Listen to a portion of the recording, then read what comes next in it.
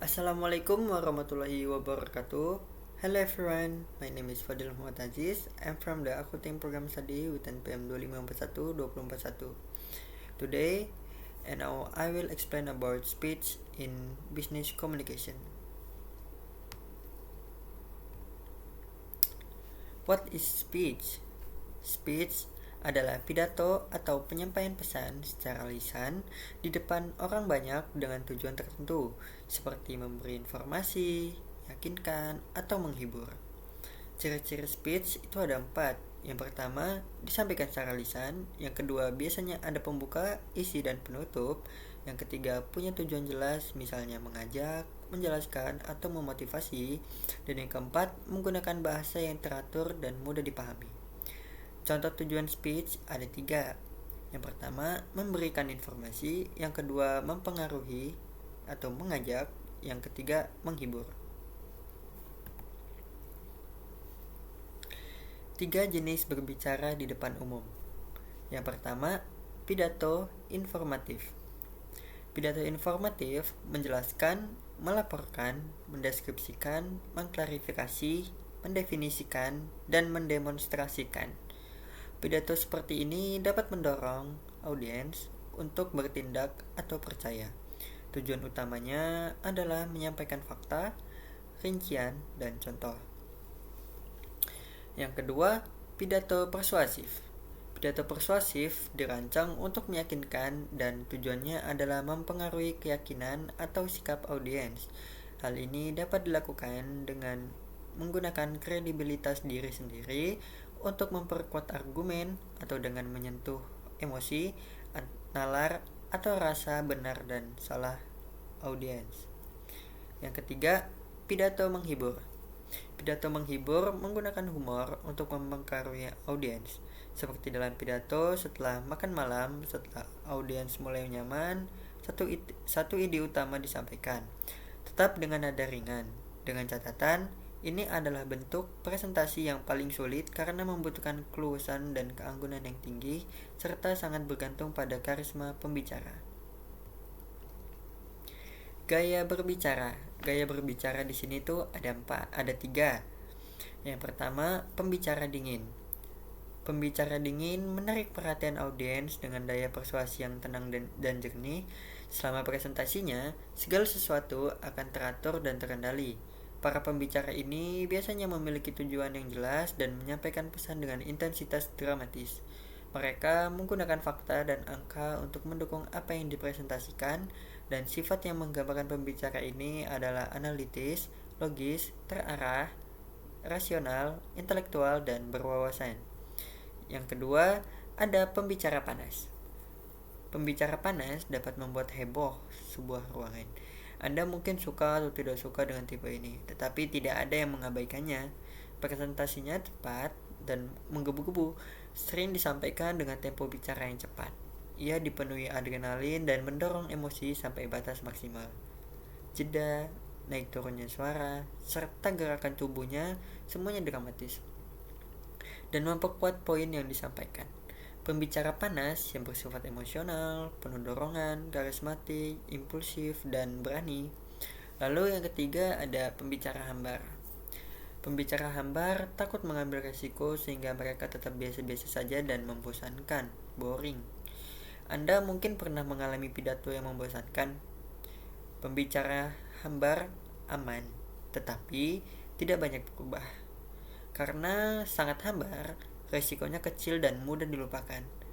Sikap hambar tampaknya menjadi hal yang umum karena banyak orang bergerak dalam batas-batas seperti itu.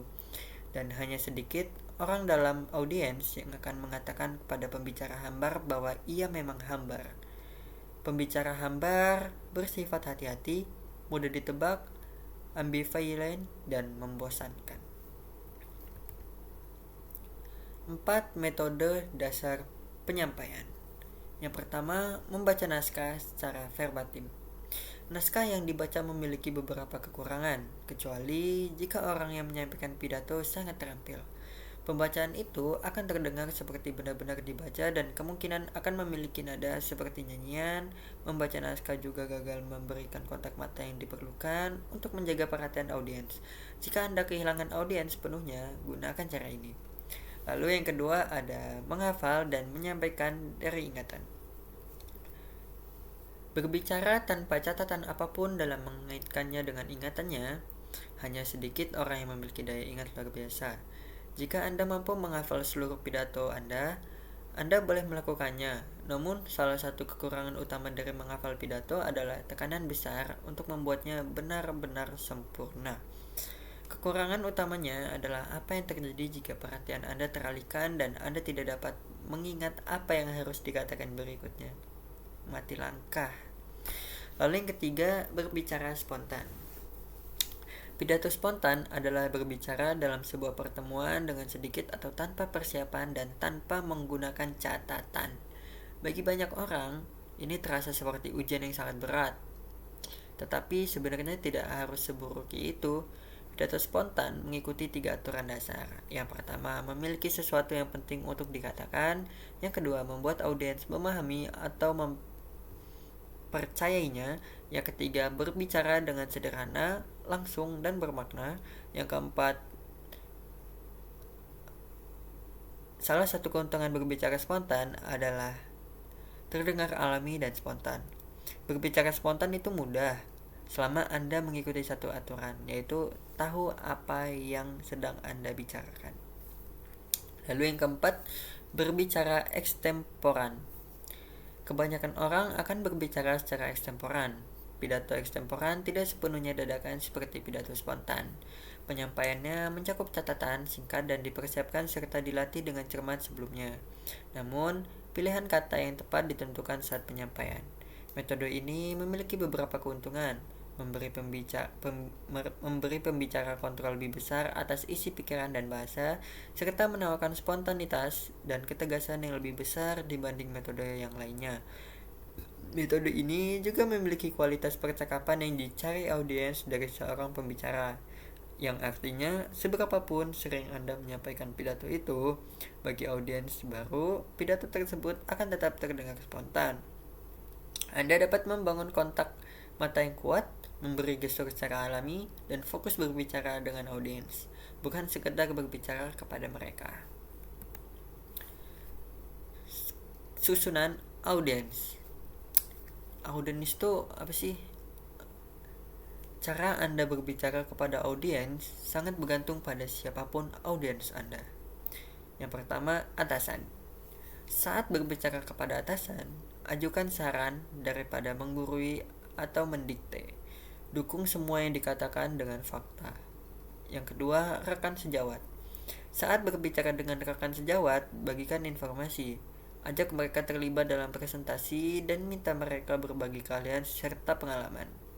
Anda akan lebih sukses jika mengakui kekurangan manusiawi Anda sendiri dan menunjukkan bahwa Anda sedikit rentan.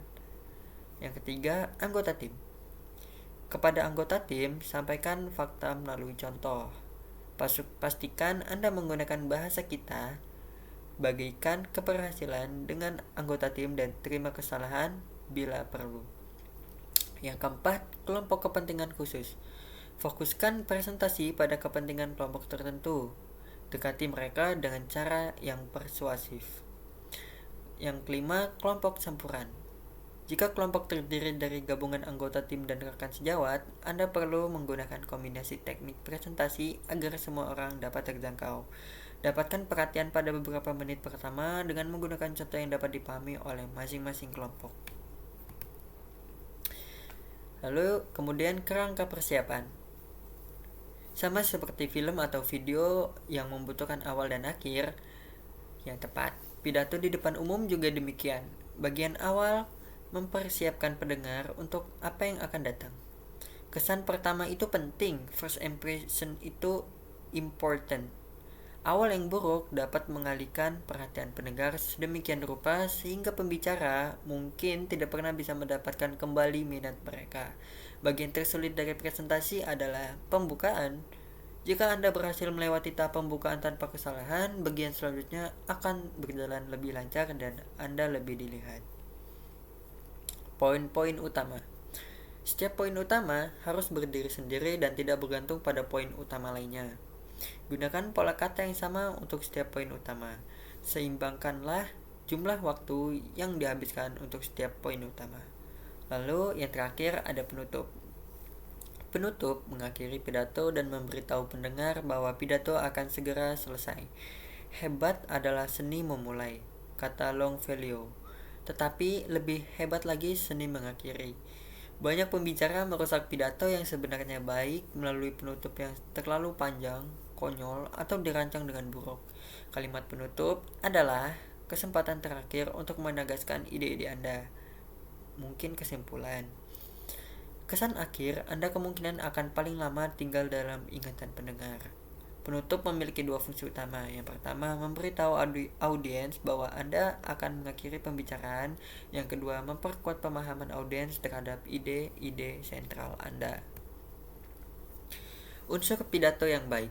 Yang pertama ada ekspresi vokal. Apa sih ekspresi vokal? Ekspresi vokal, Anda harus berbicara cukup keras agar terdengar, cukup jelas agar dipahami, dan cukup lambat agar audiens dapat mengikuti. Dan yang kedua, ekspresi nonverbal. Apa sih ekspresi nonverbal itu? Ekspresi nonverbal adalah bahasa tubuh penting karena memengaruhi kredibilitas Anda dan membantu audiens fokus pada pidato Anda. Nonverbal adalah membingkai verbal. Ekspresi vokal. Ekspresi vokal itu ada 5 dimensi suara yang dapat diatur untuk memberi efek lebih besar. Yang pertama, volume. Volume berbicara lebih keras atau lebih pelan untuk penekanan. Yang kedua, pitch. Tetap pada tingkat nada menengah yang sesuai. Yang ketiga, rate. Percepat beberapa kalimat untuk memberi semangat, memperlambat, dan beri jeda untuk menekankan kata-kata tertentu. Yang keempat, artikulasi. Berbicara dengan jelas dan penuh suara. Yang kelima, quality. Karakter suara Anda seperti resonan, berat, sengau, dan sebagainya. Lalu, ekspresi nonverbal. Nonverbal membingkai verbal dalam arti ini. Perilaku manapun yang mengganggu yang lain akan menjadi fokus perhatian audiens.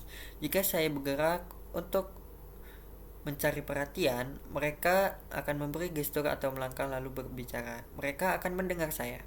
Jika saya memulai berbicara lalu bergerak tanpa tujuan, mereka akan melihat tetapi tidak mendengar. Yang kedua, berdirilah diam sejenak dan lakukan kontak mata dengan audiens Anda. Setelah itu, mulailah. Berbicaralah hanya setelah kontak mata terjalin. Tetap di satu tempat untuk sementara waktu. Jangan berjalan mondar-mandir selama pidato. Pilih 2 atau 3 tempat di mana Anda akan melangkah 1 atau 2 langkah. Secara harfiah, bergerak masuk ke argumen berikutnya. Lalu yang ketiga, memberi gestur secara alami.